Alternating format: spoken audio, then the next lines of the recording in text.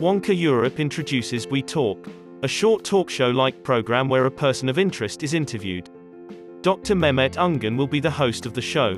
Our second guest is Dr. Viviana Martinez-Bianchi. Viviana Martinez-Bianchi is an associate professor and director for health equity in the Department of Family Medicine and Community Health at Duke University in North Carolina, US. She is a member-at-large of the WONCA World Executive and WONCA-WHO-Liaison since 2016, and chair of the Organizational Equity Committee. Viviana has represented WONCA to WHO and the United Nations starting with the UN high-level meeting on NCDs in 2011. She is now one of the candidates for WONCA World President. This session was recorded on the 2nd of November 2021.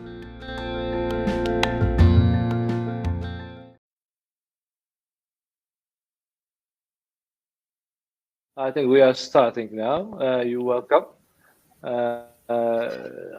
Welcome to the WONCA Europe We Talk, where a person of interest is interviewed. We know that it would be nice to give a floor with those candidates for executive board of WONCA World. Of course, only those willing to meet you.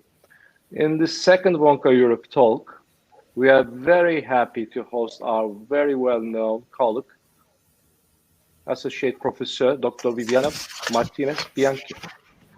She is one of the member at large in the current WONCA Executive Board and the liaison to the World Health Organization since November 2016, and linking WHO and UN with WONCA, with her own words.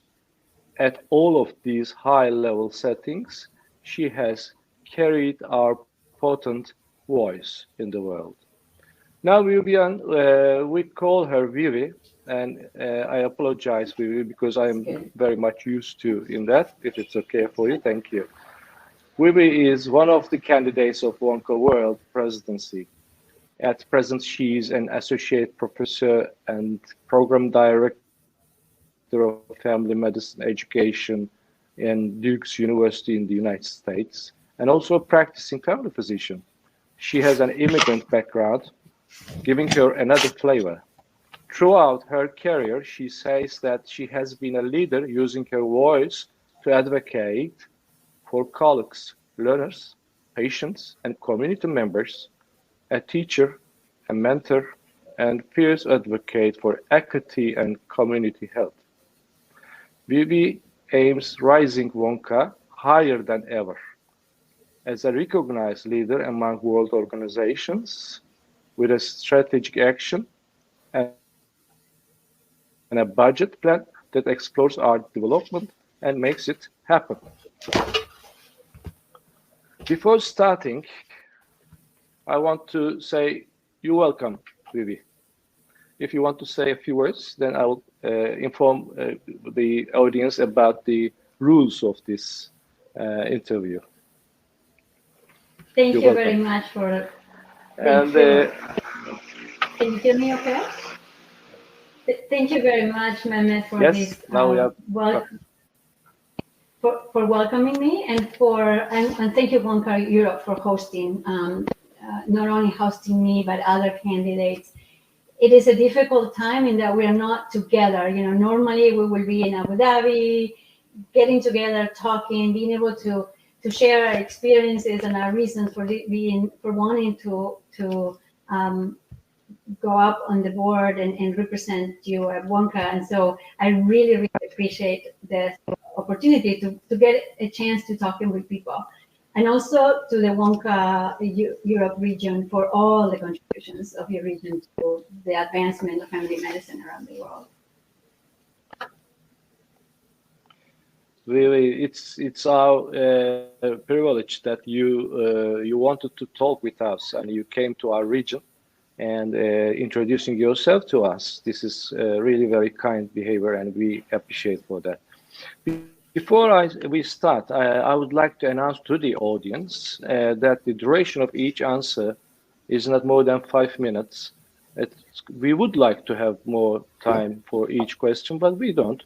So that's the reason we have already agreed with Vivi to be very short. And if you have personal questions, I will collect them and then send her back just to be answered later.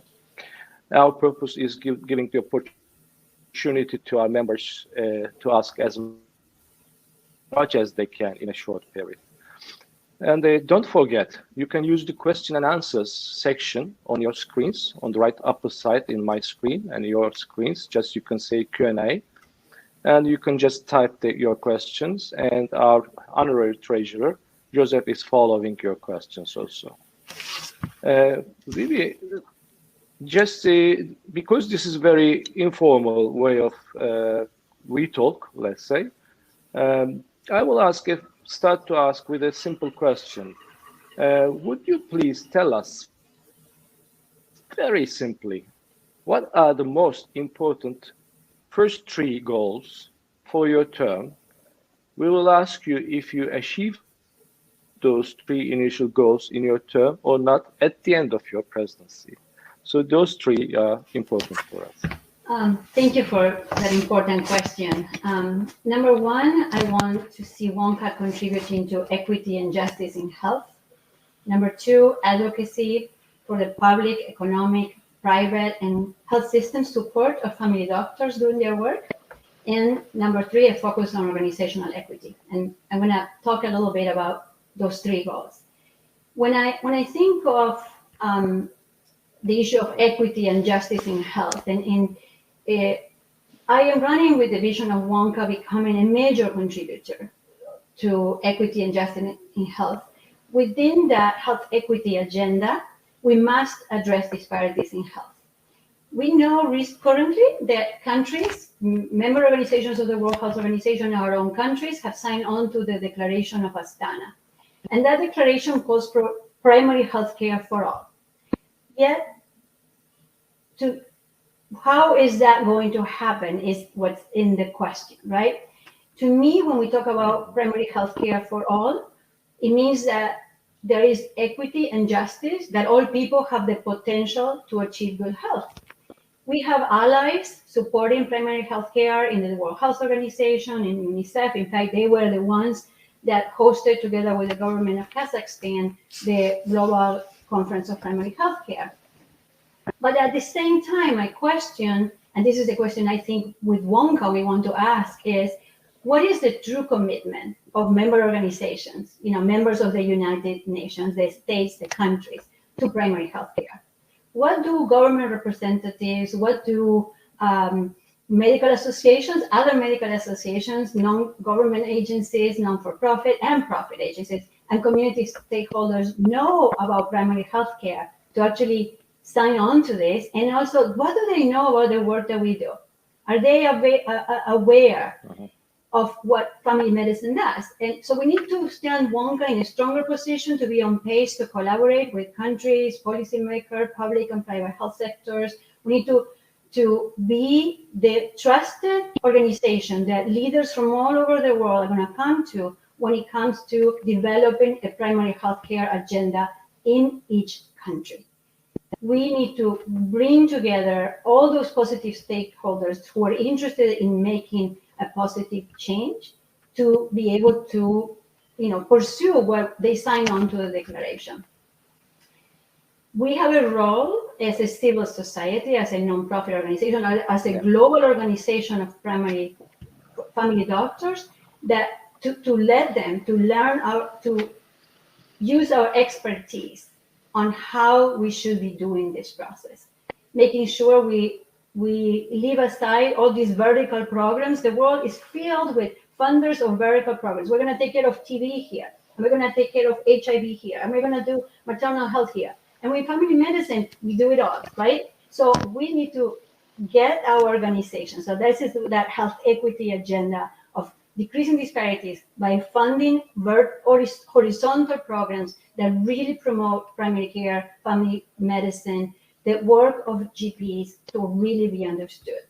We want to create the strategies to mitigate health inequities, and we as family doctors want to guide that development of strong primary health care that is comprehensive, person, family, and community centered. We know how to do that. A lot of people outside of family medicine think all we do is take care of runny noses. That is not correct, right? We know the comprehensiveness of it. The other two, the second one was advocacy for the public, economic, private, and health system support of family doctors doing their work so that we achieve fair pay, appropriate and safe working and living conditions in urban, in suburban, and in rural settings.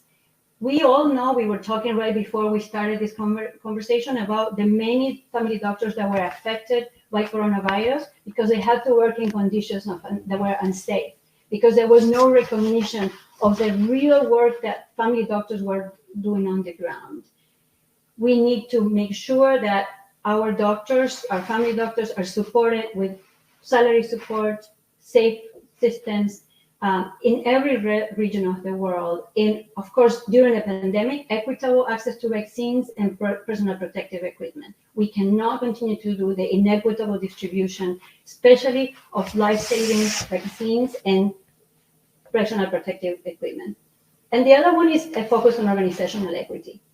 We need to look inwardly to how are we doing in our own organization in equity. And we want to develop strategies to address the different barriers that make us inequitable as an organization, addressing economic, gender, language, geographic, and broadband aspects, and also the pandemic inequities that have affected WONCA.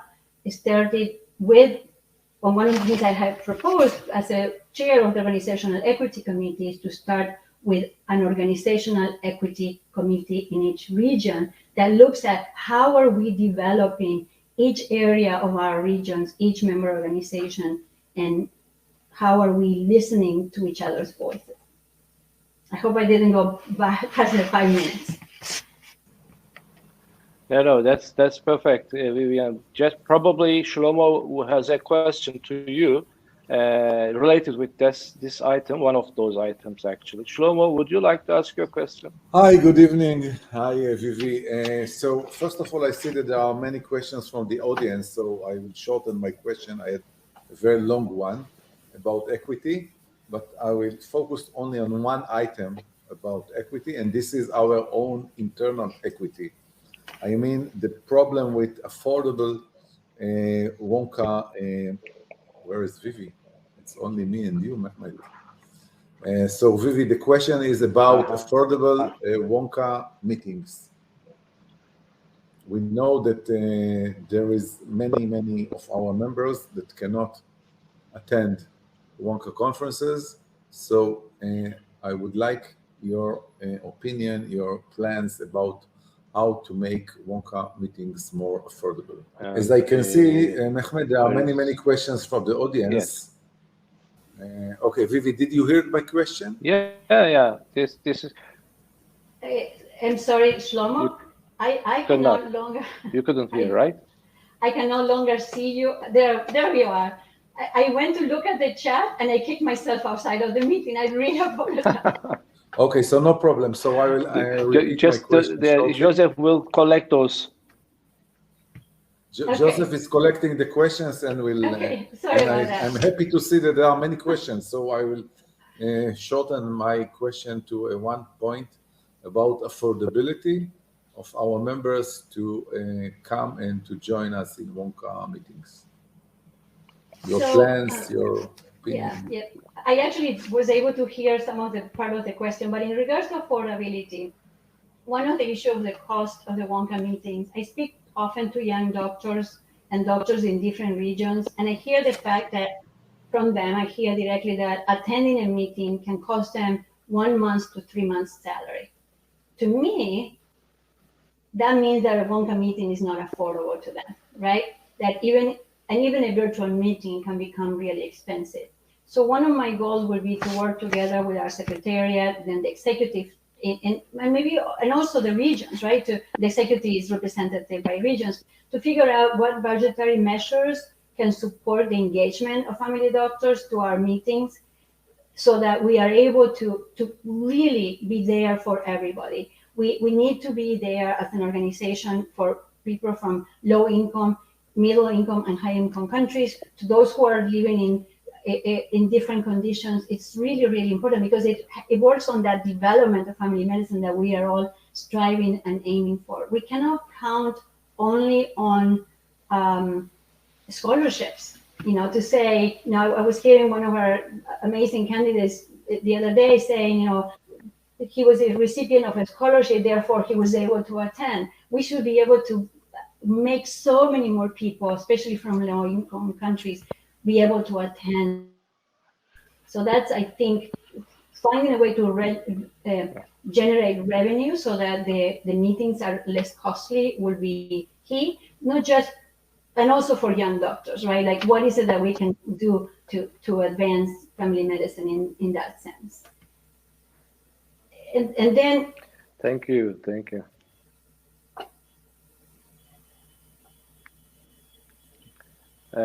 Vivi, if I am not interrupting you, if your answer is okay, I think, will you add something else?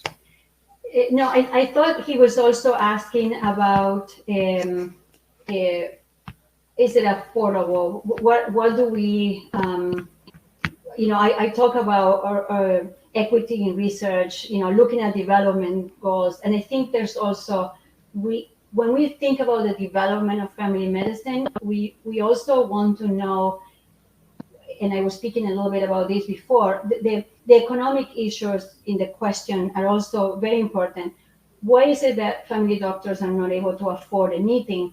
Also is tied to the disparities and inequities in salary that family physicians may have in each one of our countries. And so how do we work together with health systems, academic centers, government, to make sure that family doctors don't have to have two jobs to be able to have appropriate living conditions?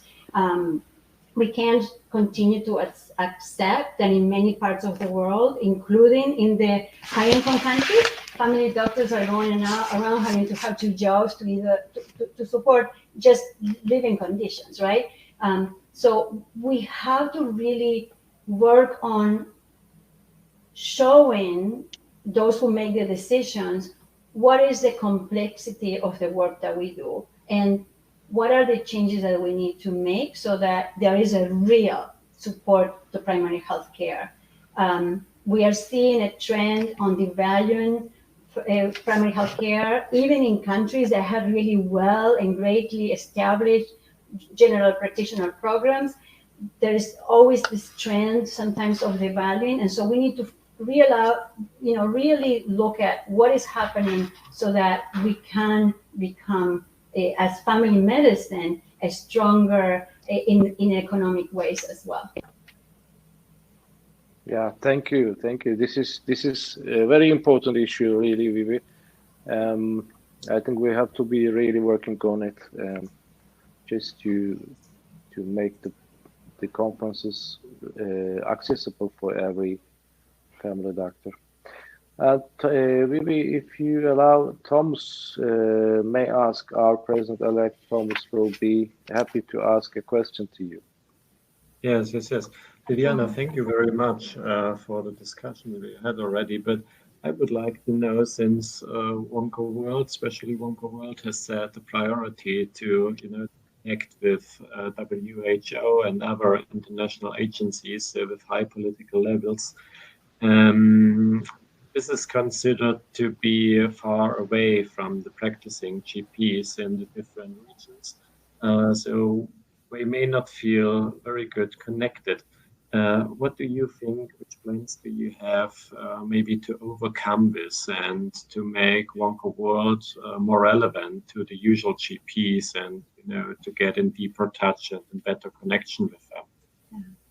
So if you look at my website, in my proposal, I talk about using an equity lens on WONCA planning and decisions, right? So in that equity lens, I talk about the 5 Ps, the people, place, process, power, and purpose.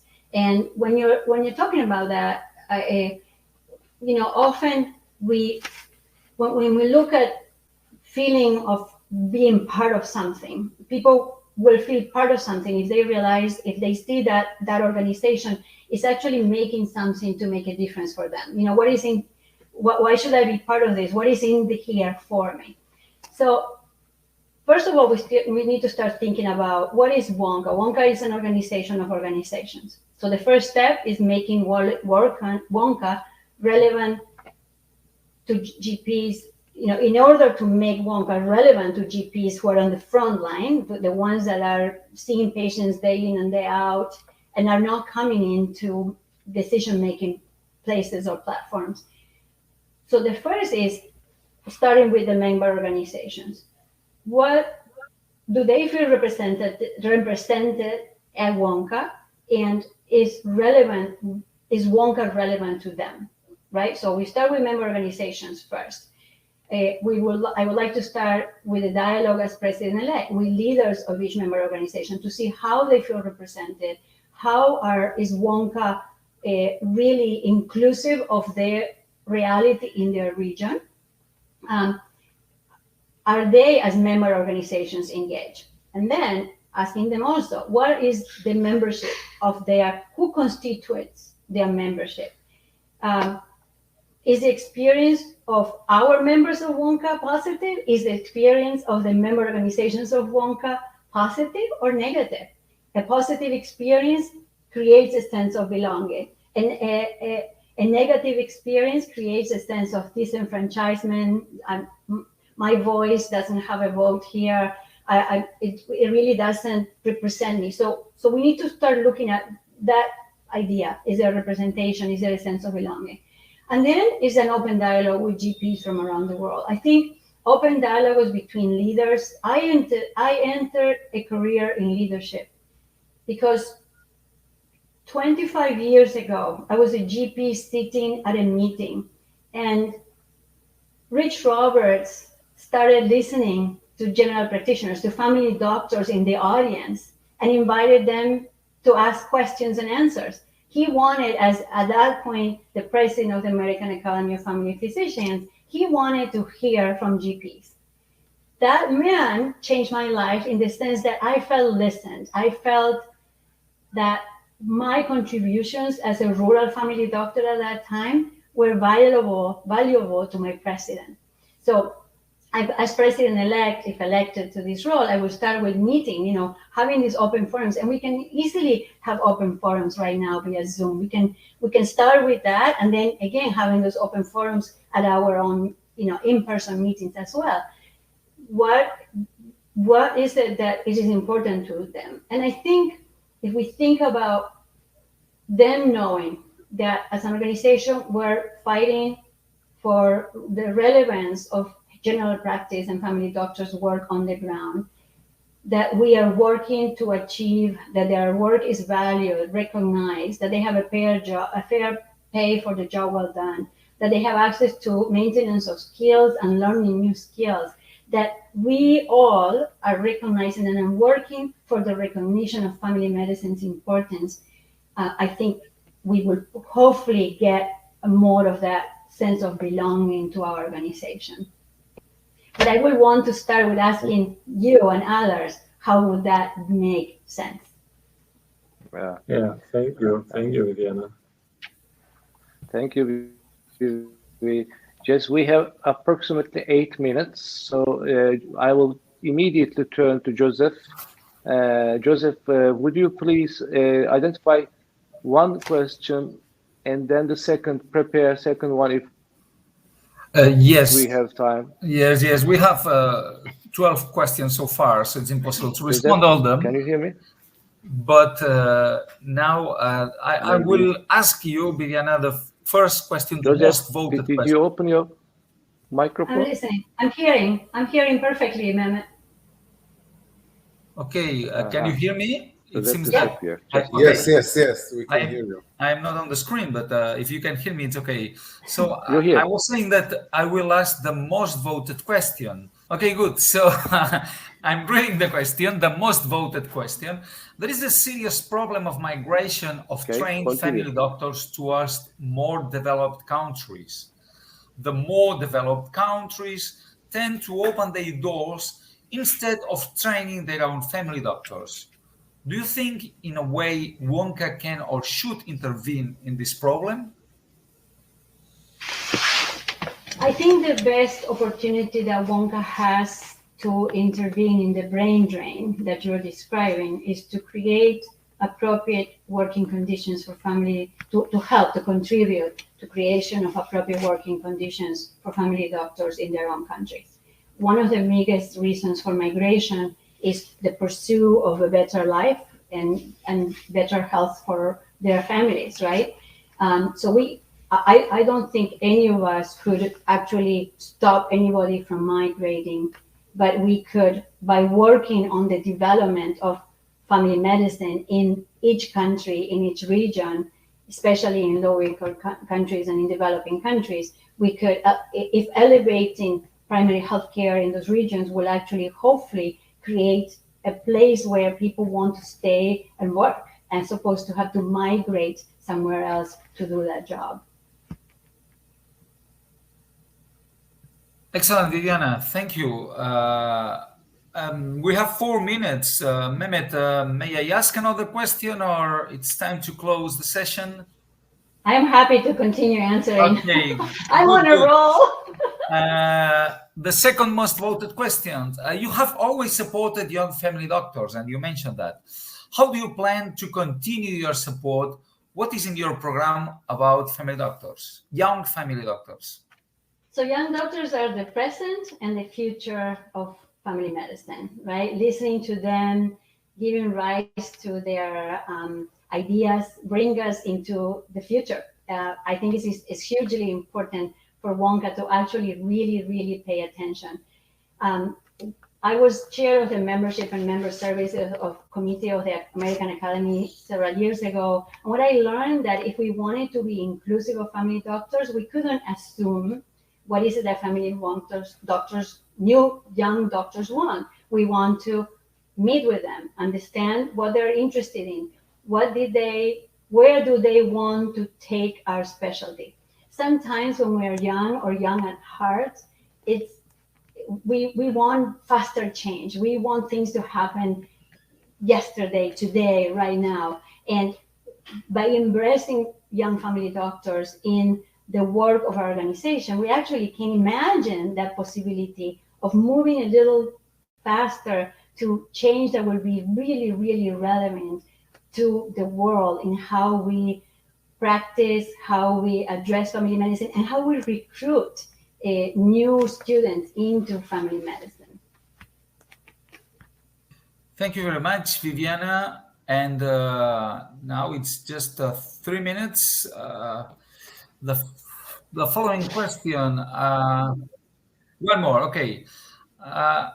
Can a project such an exchange program be made so that family physicians living in different countries can observe the family medicine systems in other countries? This is a question also. So my program has participated in several of those, and some of my residents in family medicine, as I was program director, and this is, sometimes you have to think about pre-pandemic and post-pandemic, work together, and one of my residents from the North America region attended, was hosted by Vasco da Gama in, I don't remember which country they were having their meeting, and he visited their offices and their practices.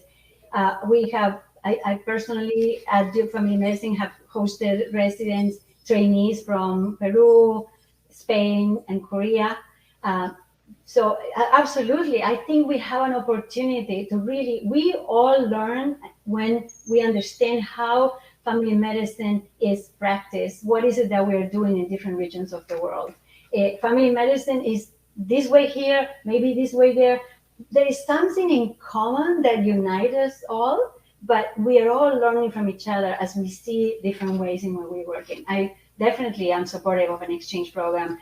Several regions of WONCA have had it, and as if you talk to our young doctor leaders, you will know that they're doing this. I think we also will benefit from a program like that from all doctor leaders to see how others are practicing, and how what I often hear in the US being called as innovative is actually the way of life of my colleagues in the developing world. So yes, definitely, I think there is a really huge opportunity of being able to see how each other works. Thank you very much, Viviana. Now, Mehmet will close the session. Yeah, Viviana, thank you very much. I think it was a very fruitful meeting. I think our colleagues had a lot of pleasure on that. We wish you to be with us again if we have time, and we wish you luck, success, and also we believe that your way is very open in this thought. We are in this thought, and I hope that you are also enjoyed with that one. I totally enjoy it. Bye-bye. Thank you so much. Bye-bye. And I'm happy to continue this conversation. Bye-bye. Goodbye. Bye. Thank you. Bye-bye. Bye-bye. Bye.